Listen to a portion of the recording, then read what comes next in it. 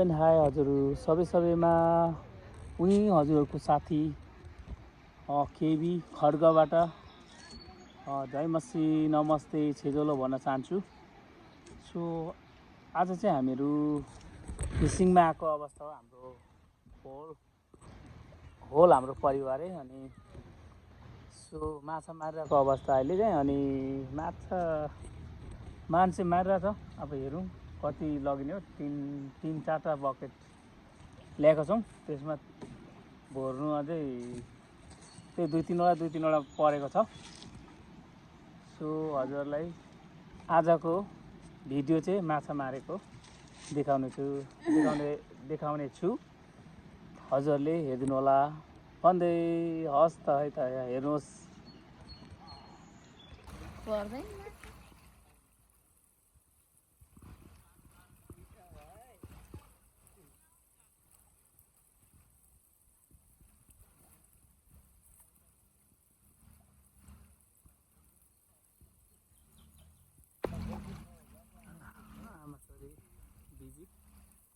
आमाले चाहिँ सिकाउने काम गरिरहनु भएको भने जेठीले चाहिँ मार्ने काम गरिरहेको छ।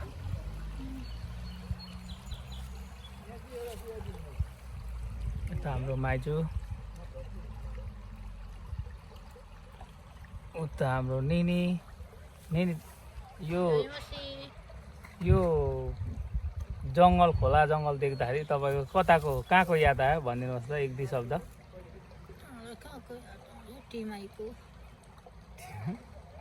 टिमाईमा त्यो टिमाई खोलाको यसरी बल्छी चाहिँ खेल्थ्यौँ हामी, खालि उगाउने काम गऱ्यौँ।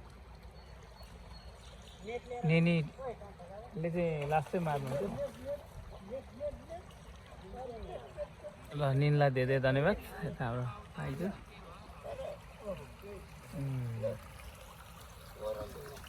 ल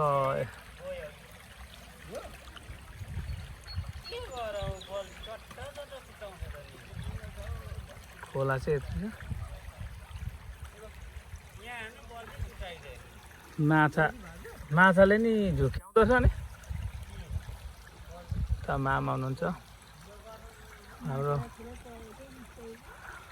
हाम्रो मामा माइजूहरू अनि ज्वाइँको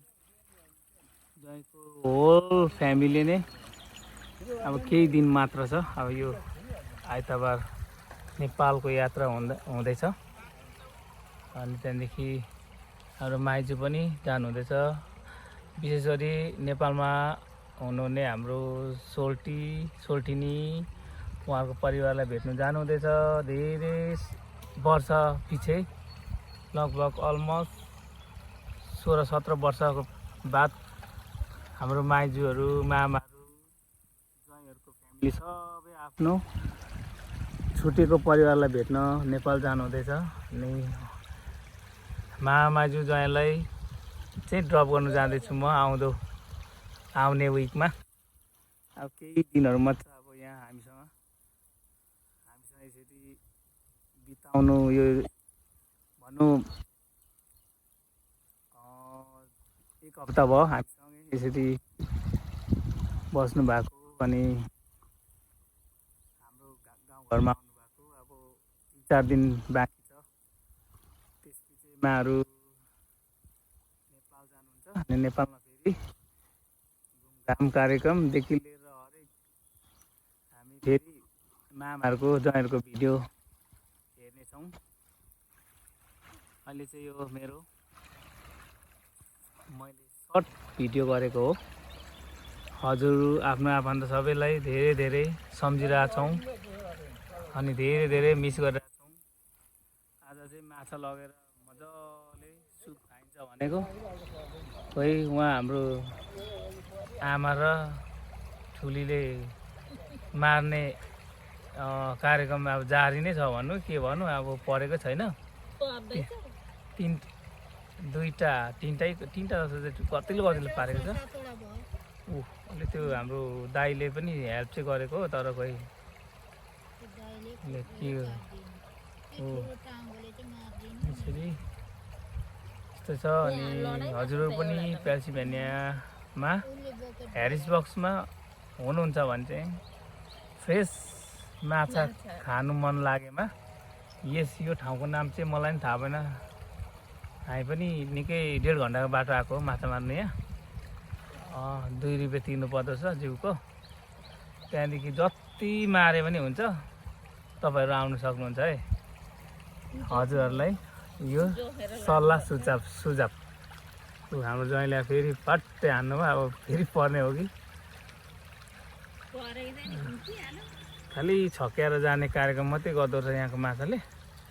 उहाँ मामाले पनि मार्छन् माछा। अनि उहाँ हाम्रो प्रिय बहिनीले नि माछा मारिरहेको अवस्था हो।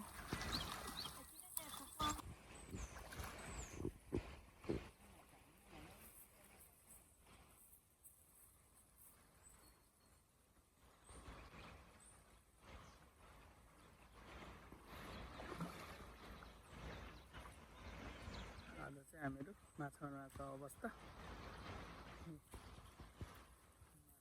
चारो मात्रै खान्छ परेको छैन।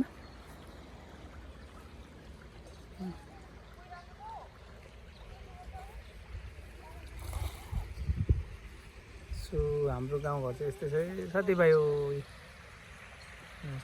हाम्रो माछा मार्ने ठाउँ चाहिँ यस्तै छ। यता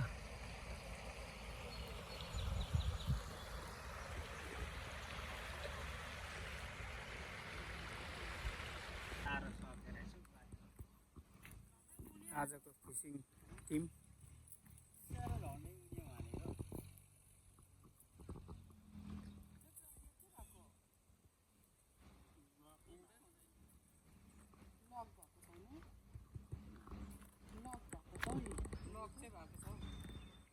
तर पनि यो उयो त हुनुपर्ने हो नि त बटन।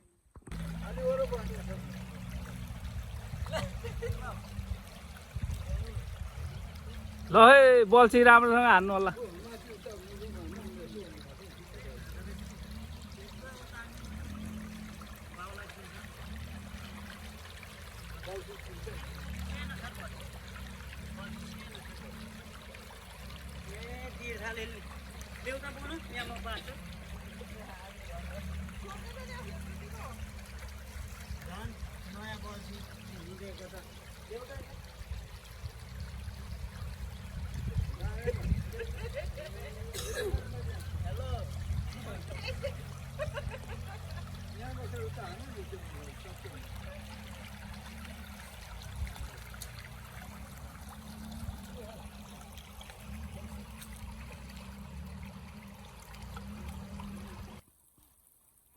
कान्छोले शिकार पारेछ है।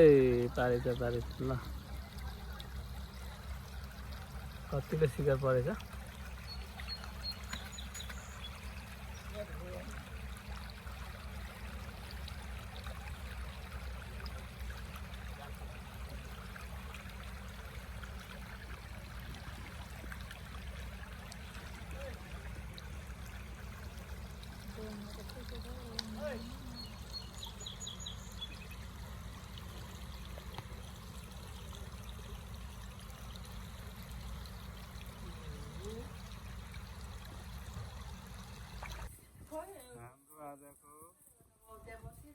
लन्च कुनै अघि सर्दैन त।